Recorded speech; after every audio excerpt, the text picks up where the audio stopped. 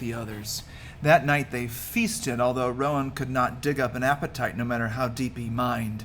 Goddard ate enough for everyone. He was invigorated by the day's hunt, like a vampire sucking in the life force of its victims. He was more charming, more suave than ever, saying things to make everyone laugh. How easy, thought Rowan, to fall in love with him, to be stoked into his elite club, just as the others had been. Clearly Chomsky and Rand were cut from a similar cloth as Goddard. They held not the slightest illusion of conscience. But unlike Goddard, they held no delusions of grandeur. They gleaned for sport, for the joy of it, and as Scythe Rand has so accurately put it, because they can. They were more than happy to wield their weapons, while Goddard inhabited his role as the angel of death. Rowan couldn't be sure if the man believed it or if it was all artifice, theatricality to add flair to the show. Scythe Volta, though, was different. Yes, he stormed the office building and gleaned his share just as the others had, but he said little as their god machine carried them home across the sky. And now at dinner he barely touched the food on his plate. He kept getting up to wash his hands. He probably thought nobody noticed, but Rowan did, and so did Esme. Scythe Volta is always cranky after a gleaning, Esme leaned over to tell Rowan. Don't stare at him, or he'll throw something at you. Halfway through dinner, Goddard asked for a final count. We gleaned 263, Rand told him. We're ahead of our quota now. We'll have to glean fewer next time. Goddard slammed his fists down on the table in disgust.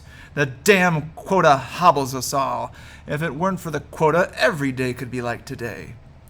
Then Goddard turned to Scythe Volta and asked how his task was coming. It was Volta's job to set appointments with the families of the deceased so that they could be granted the obligatory immunity. I've spent the whole day reaching out to each family, Volta said. They'll be lining up the outer gate first thing tomorrow morning. We should let them onto the grounds, Goddard said with a smirk. They can watch Rowan train on the lawn.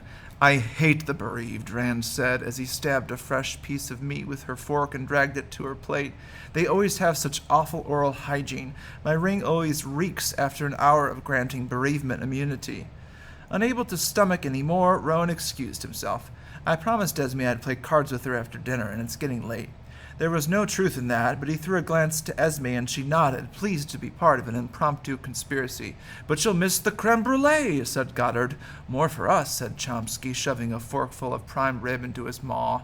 Rowan and Esme went to the game room and played gin rummy, mercifully undisturbed by talk of gleaning and quotas and the kissing of rings.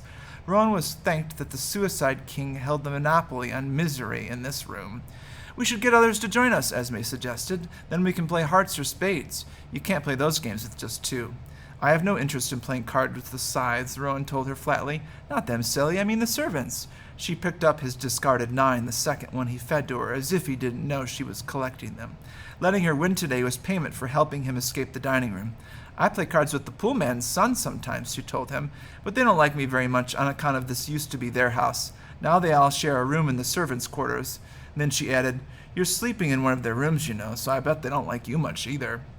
I'm sure they don't like any of us. Probably not. Maybe it was because Esme was young, but she seemed entirely oblivious to the things that weighed so heavily on Rowan. Perhaps she knew better than to question things or to pass judgment on what she saw. She accepted her situation at face value and never spoke ill of her benefactor, or more accurately, her captor, for she was clearly Goddard's prisoner, even though she might not see it that way. Hers was a gilded cage, but it was a cage nonetheless. Still, her ignorance was her bliss, and Rowan decided not to shatter her illusion that she was free.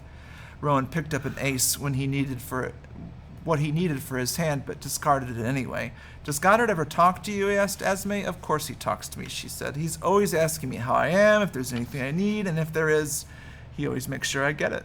Just last week I asked for No, not that kind of talking, said Rowan, cutting her off. I mean real talking. Has he ever hinted as to why you matter so much to him?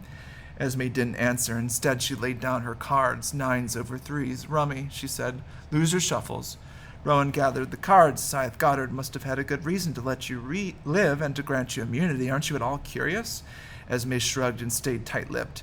It was only after Rowan dealt the next hand that she said, Actually, Scythe Goddard didn't grant me immunity.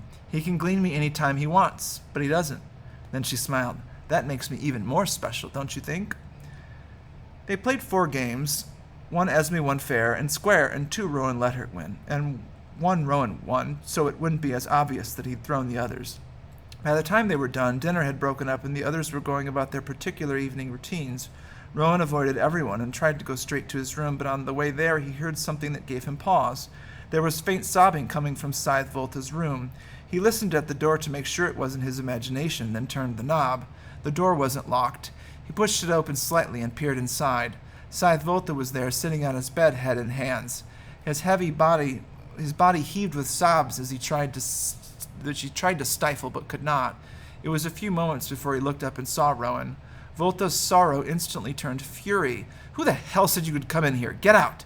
He grabbed the nearest object, a glass paperweight, and hurled it at Rowan just as Esme had suggested he might. It would have left a pretty nasty gash on Rowan's head had it connected, but Rowan dunked and the thing hit the floor, leaving a substantial dent in the wood instead of Rowan's skull. Rowan could have retreated. That probably would have been the most judicious course of action, but leaving well enough alone was not Rowan's strong point. He was notoriously skilled at sticking his nose where it didn't belong. He stepped into the room and closed the door behind him, preparing to dodge the next blunt objects hurled his way. "You have to be quieter if you don't want anyone to hear you," he told Volta. "If you tell anyone, I will make your life a living hell." Rowan laughed at that because it implied his life wasn't already that. "You think that's funny? I'll show you funny. Sorry, I didn't mean to laugh. I wasn't laughing at you, if that's what you think." Since Volta was no longer throwing things and wasn't chasing him out, Rowan grabbed a chair and sat down far enough away to give Volta some space. "Today was hard," Rowan said. "I don't blame you." "What do you know about it?" snapped Volta. "I know you're not like the others," said Rowan. "Not really." Volta looked up at him then, his eyes red from tears that he didn't try to hide anymore. "There's something wrong with you. With me, you mean?" Volta looked down again, clenching his fists, but Rowan didn't move because he didn't expect to get a beating. He suspected that Volta would use his own fists against himself if he could. "Scythe Goddard is the future," Volta said. "I don't want to be a part of the past. Don't you understand? But you hated today, didn't you? Even more than me, because you weren't just watching, you were part of it.